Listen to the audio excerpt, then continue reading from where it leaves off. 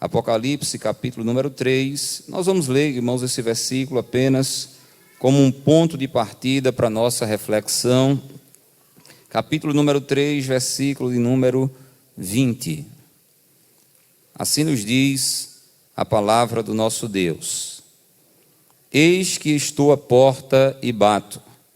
Se alguém ouvir a minha voz e abrir a porta, entrarei em sua casa, e com ele cearei, e ele comigo. Quantos podem dizer amém? Meus amados irmãos, eu gostaria de refletir em breves momentos sobre o que acontece quando Jesus entra em uma casa. O que acontece quando Jesus entra em uma casa. E para falar sobre algumas coisas que acontecem quando Jesus entra em uma casa, eu gostaria de destacar algumas casas nas quais o nosso amado Senhor Jesus entrou durante o seu ministério terreno. E a primeira casa que eu gostaria de destacar nesta noite é a casa de Jairo. Jesus, certa feita, entrou na casa de um homem chamado Jairo. Todos nós sabemos, ele era um dos príncipes da sinagoga e ele estava com um problema dentro de casa. E o problema era com a sua filha. E nós que somos pais sabemos que quando o problema é com o nosso filho, dói mais, aflige mais do que se fosse com nós mesmos. E a sua filha estava enferma e a enfermidade foi se agravando, foi tomando proporções ao ponto de Jairo perceber que a sua filha estava praticamente morta dentro de casa. E a sua religiosidade não resolveu, os seus recursos financeiros não resolveram, a medicina da época não resolveu, mas ele havia ouvido falar de Jesus. E a Bíblia nos diz que a fé vem pelo ouvir, e o ouvir pela palavra de Deus. E tendo ouvido falar de Jesus, ele sabia que Jesus era poderoso para repreender todo e qualquer tipo de enfermidade. E ele foi ao encontro de Jesus. E quando ele chegou aos pés de Jesus e o adorou, ele clamou e disse: Olha, Senhor, a minha filha está praticamente morta em casa, mas se o Senhor vier e entrar na minha casa e impuser as suas mãos, eu tenho certeza que ela viverá. E Jesus atendeu o convite de Jairo e foi em direção à casa daquele homem. E quando Jesus entrou na casa de Jairo, algumas coisas aconteceram. E a primeira coisa que eu gostaria de destacar, que aconteceu quando Jesus entrou na casa de Jairo, foi que Jesus removeu a perturbação. Jesus removeu a inquietação. Jesus removeu o alvoroço que estava na casa de Jairo. Está escrito no capítulo 9, versículos 23 e 24 o seguinte: E Jesus, chegando à casa daquele chefe, e vendo os instrumentistas e o povo em alvoroço, nos diz o texto, disse-lhes: Retirai-vos, que a menina não está morta, mas dorme. E nos diz a Bíblia que riram-se de Jesus. Mas observe que quando Jesus chegou, a casa estava em alvoroço, a casa estava conturbada, a casa estava inquieta, a casa estava perturbada. E Jesus, percebendo aquele alvoroço, a primeira coisa que ele fez foi remover todas aquelas pessoas que estavam em alvoroço. E o termo alvoroço aqui usado por Mateus significa fazer barulho, perturbar, causar confusão. E enquanto eu estava meditando nisso, pensei que lamentavelmente há muitos lares que estão assim, perturbados, conturbados, inquietos, alvoroçados, por qualquer coisa e qualquer motivo. É uma briga, é uma contenda, é uma troca de palavras agressivas, é uma perturbação dentro de casa, às vezes até troca de agressões mesmo. Isso porque há lares que estão em alvoroço. Mas eu quero dizer que assim como Jesus removeu o alvoroço e a perturbação e estabeleceu a quietude, a serenidade e a paz no lar de Jairo, eu creio que esse Jesus está aqui na noite deste dia e vai remover o alvoroço de lares que estão aqui e vai estabelecer a paz. Quem crê nisso, dê uma glória bem bonita para Jesus, irmãos. Os nossos lares precisam estar em paz. E você, meu amigo, que ainda não é evangélico, quem sabe o seu lar é um verdadeiro campo de batalha, de guerra. E não há paz, não há harmonia, não há conciliação dentro do seu lar. Jesus removeu o alvoroço e Ele quer remover o alvoroço de dentro da sua casa também. E eu estava lembrando de uma ilustração que ouvi e achei tão interessante, eu gostaria de repetir para vocês. Disse que um certo menino, uma criança, morava em uma região de floresta e ele morava em uma serra, um lugar mais elevado. E da casa dele dava para ver uma floresta e por sobre a floresta também era possível visualizar muita coisa. E um dia aquele menino estava junto com a sua mãe e disse assim: ô mãe, o que é aquela linha por sobre as florestas que eu estou vendo fazer assim? E a mãe dele disse: meu filho, aquela é a linha do horizonte. E ele perguntou: horizonte? O que é horizonte? E ela disse: o horizonte é o lugar onde o céu se encontra com a terra. Isso é o horizonte. E aí aquele menino ficou com aquela curiosidade na cabeça e um dia, escondido dos pais, pegou uma mochila, colocou algumas coisas dentro daquela mochila e saiu de casa escondido em busca do horizonte.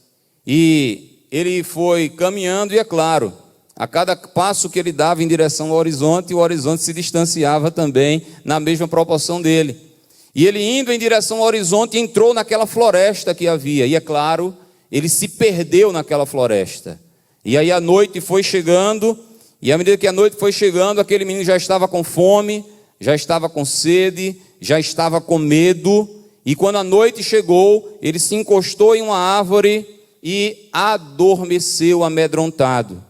Os pais a essa altura já tinham se dado conta da ausência do filho, e já tinham ido buscar o seu filho.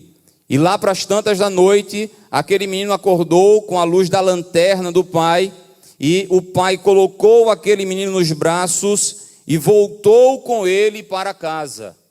E aí, a moral da história é a seguinte: a busca daquele menino em direção ao horizonte terminou nos braços do seu pai e dentro da sua casa.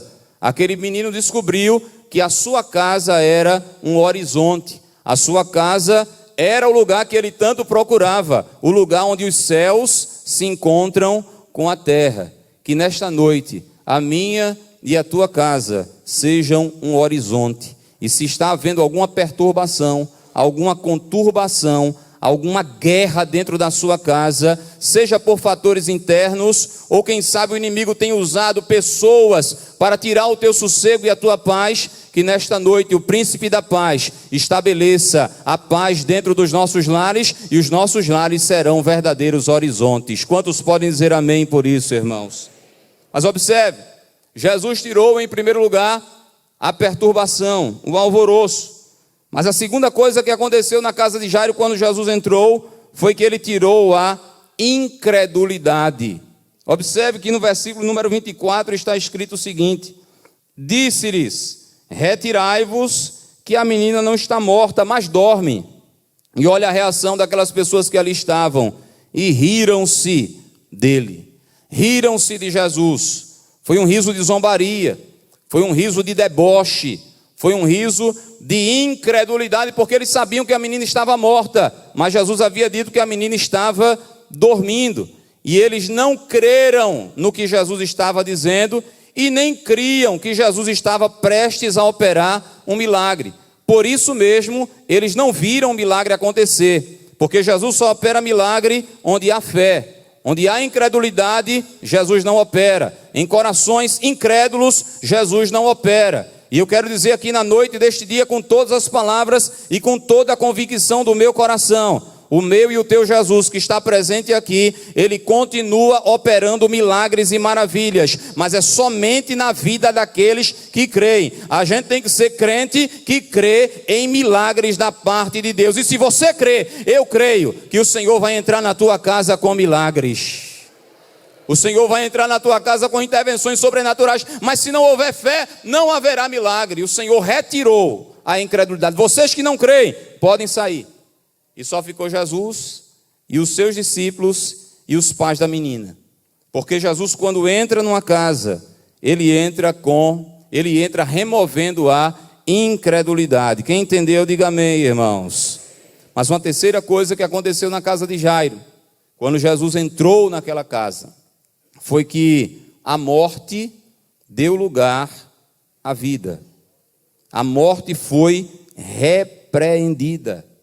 Porque quando Jesus entrou naquela casa e viu aquela menina morta, ele deu uma palavra de vida para aquela menina. E a palavra foi no versículo 25: e logo que o povo foi posto fora, entrou Jesus e pegou-lhe na mão. E o outro evangelista vai dizer que ele disse: Talita cumi, ou seja, menina, a ti eu te digo, levanta-te. E a menina imediatamente se levantou. A morte, quando Jesus entrou naquela casa, bateu em retirada e a vida se instalou, porque ali estava o autor da vida, ali estava Jesus de Nazaré. É assim que acontece. Quando Jesus entra numa casa, aquilo que está morto passa a ter vida. Quem crê nisso, glorifique a Ele nesta noite. Foi assim também na casa de Lázaro. A Bíblia nos diz que Jesus recebeu o recado de que Lázaro estava muito enfermo. Mas Jesus, de propósito, propositadamente demorou. E os irmãos sabem o que aconteceu. Lázaro morreu. E quando Lázaro morreu, passaram-se 4 dias e Jesus chegou. E quando Jesus chegou, havia um desespero, havia cheiro de morte naquela casa. As pessoas estavam em alvoroço, as pessoas estavam em agonia. Marta e Maria abordaram Jesus: mestre, se o Senhor estivesse aqui, o meu irmão não teria morrido. Os judeus também. E é interessante, irmãos, que quando Jesus demorou propositadamente, e chegou, e já fazia 4 dias que Lázaro estava morto, quando Jesus chegou, na mente daquelas pessoas, não havia mais jeito, não havia mais solução. É tanto que lá em João capítulo 11, versículo 37, os judeus disseram assim: olha, não podia ele, Jesus, que abriu os olhos ao cego, fazer também com que este não morresse? Ou seja, na mente daqueles judeus, o poder de Jesus só ia até a cura. Ou seja, se ele estivesse aqui, ele poderia ter curado e impedir que ele morresse. Mas agora que ele morreu, não tem mais jeito. Agora que ele morreu, não tem mais solução. Agora a morte está imperando neste lar e não tem ninguém que possa destronar a morte deste lar, porque para a morte não tem jeito, para a morte não tem solução. Mas Jesus perguntou: onde foi que vocês colocaram ele? E levaram Jesus até o sepulcro. Jesus disse: removam a pedra. Faz 4 dias, já está cheirando mal. Jesus disse: remova a pedra. E quando foi removida a pedra, Jesus deu o brado da vida. E quando Jesus deu o brado da vida, disse: Lázaro, vem para fora. Daqui a pouco o defunto se levantou. O espírito e a alma voltou para o corpo dele. O corpo dele aqueceu novamente. Ele saiu do túmulo e as pessoas ficaram maravilhadas, porque ainda não tinham visto Jesus operar o milagre da ressurreição. Eu vim aqui da parte de Deus para te dizer: se há algo morto dentro da tua casa, Jesus hoje está entrando com vida. Jesus hoje está entrando com ressurreição. Aquilo que está morto vai reviver. Se o teu casamento está morto, Jesus vai ressuscitar. Se o teu relacionamento com os teus filhos está morto, Jesus vai ressuscitar. Se os teus filhos estão mortos espiritualmente, quem sabe, largado nas drogas, na prostituição, na imoralidade, e você tem olhado para os seus filhos e dito: não tem mais jeito para os meus filhos, eu só estou esperando a notícia, já está cheirando a morte. Hoje o Senhor Jesus te trouxe aqui para te dizer: eu vou entrar lá e vou dar o brado da vida e a morte vai bater em retirada. Quem crê assim, levante a mão e dê um brado de glória para esse Deus maravilhoso. E tem mais, viu, irmãos? Eu não estou no círculo de oração, mas tem mais. Jesus vai entrar e vai operar. Quem crê nisso aqui nesta noite, irmãos? Aí diga para o irmão que está do seu lado assim: vai virar testemunho. Vai virar testemunho. O que Jesus vai fazer dentro do teu lar vai virar um testemunho. Pode dar glória, irmãos, pode adorar. A gente está no culto de domingo, mas a gente é pentecostal, a gente glorifica mesmo, a gente adora, porque Jesus hoje, não é amanhã, é hoje, Ele está entrando em lares para dar vida. Por que é que vai virar de testemunho? Porque a Bíblia nos diz, irmãos, lá em João capítulo 12, versículo 9, que muita gente dos judeus soube que Ele estava ali, e foram não só por causa de Jesus, mas também para ver Lázaro, a quem ressuscitara dos mortos. A notícia correu, irmãos, virou testemunho, e muita gente aceitou a Jesus por meio do testemunho de Lázaro. Vai ser assim dentro do teu lar também, em nome de Jesus. Quando Jesus entra no lar, Ele entra para dar vida, e a morte bate em retirada. Eu me lembro, irmãos, cerca de 3 anos atrás, estávamos aqui escalados pelo nosso pastor em um culto como este. A palavra foi pregada e o convite foi feito. Na hora do convite, eu reconheci um dos irmãos que estavam se voltando para Jesus. Fiquei muito alegre, porque eu conhecia ele, conheço ele, não é? Eu não vou citar nomes, é claro, mas ele é um dos colaboradores da Rede Brasil de Comunicação. E aí, não é? Algumas pessoas haviam aceitado a Jesus, havia uma senhora perto dele, eu não sabia quem era, eu não conhecia a esposa dele. E durante a semana, eu me reencontrei com ele em uma gravação, e o abracei, o cumprimentei, parabenizei, disse que estava muito feliz, e ele disse assim: irmão Valber, o senhor viu uma senhora do meu lado? Eu disse: vi. Ele disse: é a minha esposa. Ela também se voltou naquele culto, e o senhor não sabe o que aconteceu. Naquela semana, nós já estávamos há muito tempo afastados dos caminhos do Senhor, e a minha esposa parece que estava ainda mais afastada, e naquela semana, ela atentou contra a sua própria vida. O diabo, que veio para roubar, matar e destruir, encontrou brechas dentro daquele lar, entrou e quis ceifar a vida daquela mulher.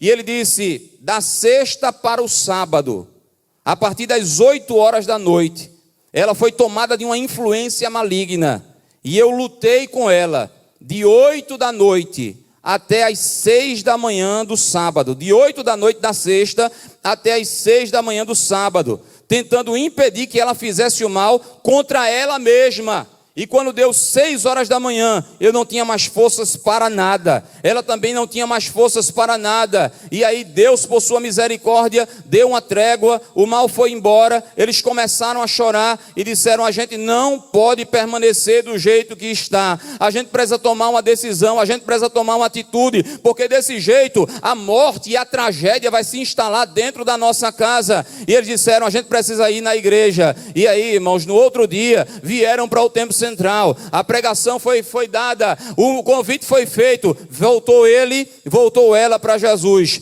3 anos se passaram, me reencontrei com ele quinta-feira agora, e perguntei a ele: e aí? Ele disse: fizemos o discipulado, descemos as águas, e eu estou mais firme do que nunca. Eu disse: e a esposa? Ela disse: está mais firme do que eu, porque aquilo que seria uma morte, Jesus entrou naquela casa com vida, e hoje eles têm prazer na vida. Porque quando Jesus entra num lar, a morte tem que bater em retirada.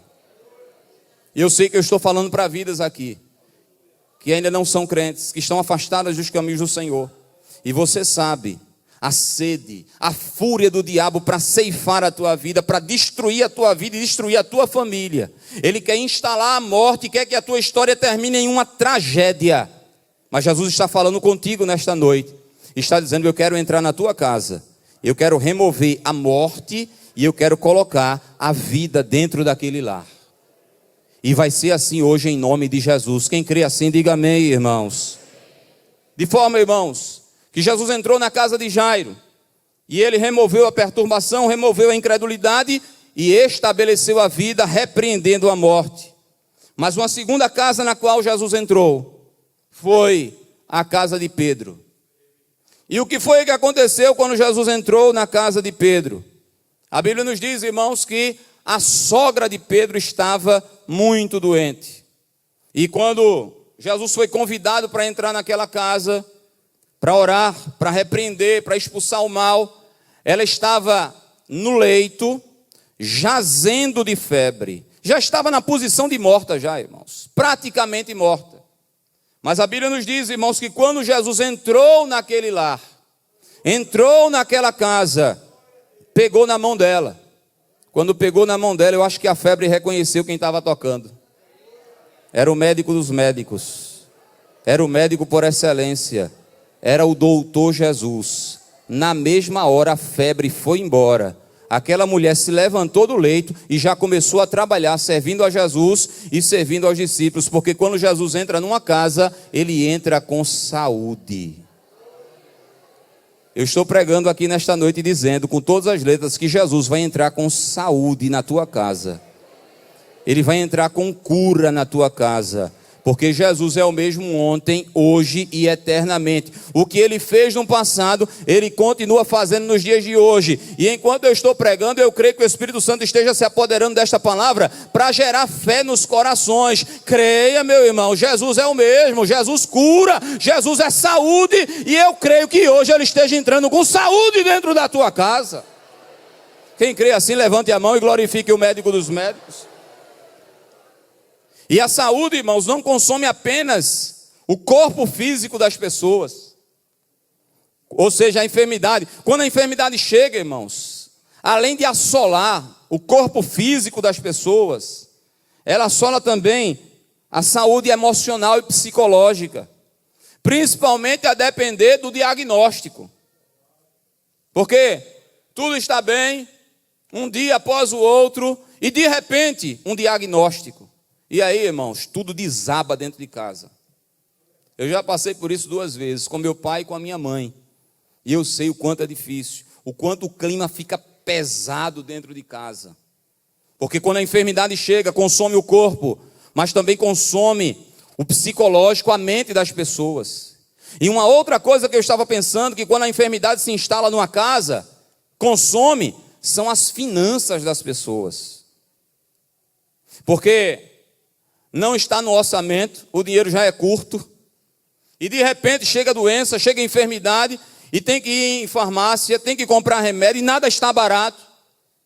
E daqui a pouco aquelas pessoas estão comprometendo quase todo o orçamento, deixando de pagar as despesas básicas por causa da medicação. E a enfermidade vai consumindo tudo dentro de casa. Inclusive as finanças, conforme está lá em Marcos 5,26, a mulher do fluxo de sangue, diz a Bíblia, que ela gastou tudo que tinha com os médicos, nada adiantando, pelo contrário, o quadro somente piorava. Mas eu quero dizer que, assim como Jesus entrou na casa da sogra de Pedro, e repreendeu aquela enfermidade, e pôs fim a um sofrimento físico, psicológico e financeiro, Jesus hoje vai entrar na tua casa também e vai trazer saúde e vai reequilibrar as tuas finanças. Eu tenho um sentimento muito forte de dizer isso aqui da parte de Deus na noite deste dia. Jesus vai entrar com saúde e vai reequilibrar as tuas finanças. Você pode glorificar a Deus por isso aqui nesta noite? Eu abro um parênteses aqui para dizer, em relação a finanças, nós não pregamos o falso evangelho da prosperidade, mas a gente sabe, irmãos, que enquanto estivermos por aqui, precisamos também dessa questão financeira. E eu não preciso ser profeta para dizer que tem muitos crentes aqui em aperto e apuros financeiros. Você está aqui bem vestidinho, com um sorriso de ponta a ponta. As pessoas olham para você e nem desconfiam como está lá. Mas o Senhor Jesus te trouxe aqui para te dizer, eu estou entrando hoje na tua casa com provisão. O pão está curto, mas mesmo nessa crise o pão vai aumentar em nome de Jesus. Você crê que Jesus está entrando com provisão hoje dentro do teu lar, dentro da tua casa? Eu me lembro que a minha mãe uma vez me disse que o meu avô e minha avó tiveram 15 filhos. E somente o meu avô trabalhava. E ela disse que um dia, o meu avô sentou à mesa com os 15 e a minha avó. E ele olhou, a porção estava bem diminuída para os filhos. E a minha mãe disse que quando o meu avô olhou para aquilo, a lágrima desceu. Pão com lágrimas. E ele se afligiu. Porque ele, como homem, não estava conseguindo prover. Claro, irmãos, eram 15, 17, não é? Ele e a avó, ele e a esposa. Mas um dia Jesus falou com ele. Porque Jesus ainda fala. Vocês ouviram, irmão? Jesus ainda fala com os seus. Aleluia, aleluia. Eu estou sentindo a presença do Jesus que fala com a gente. E Jesus disse a ele: meu servo, eu tenho visto as tuas lágrimas. E tenho visto o quanto a porção está diminuída na tua mesa. Mas eu quero te dizer que vai chegar o tempo em que eu vou multiplicar, e tu terás fartura para todos eles, e ainda terás para socorrer a muitos que vão bater a tua porta. E foi assim com meu avô. Ele chegou ao ponto de ter fartura para 17 pessoas dentro de casa, e muita gente batia na porta dele e dizia: pastor, eu preciso almoçar, pastor, eu estou com fome. E ele tinha para dar, porque Jesus é o Jesus que entra com provisão, e é o Jesus que entra com multiplicação. E vai ser assim na tua casa, em nome de Jesus. Ele está hoje multiplicando e aumentando o teu pão. Ele entrou com saúde na casa da sogra de Pedro. E ele vai entrar com saúde na tua casa também, eu me lembro agora. Uma vez eu fui chamado por uma determinada irmã, uma família, para ungir uma irmã. Porque a gente tem visto, de certa forma, uma diminuição, mas eu quero dizer a vocês aqui, viu? Unção com óleo funciona. A gente tem visto diminuindo, mas unção funciona. Aí eu cheguei lá naquela casa com alguns irmãos. Quando chegamos lá, irmãos, a irmã que estava enferma era uma idosa, já tinha passado os 70, estava beirando os 80. E eu perguntei: o que é que a senhora tem? Ela disse: artrite, artrose, osteoporose e adjacências. Glória a Deus.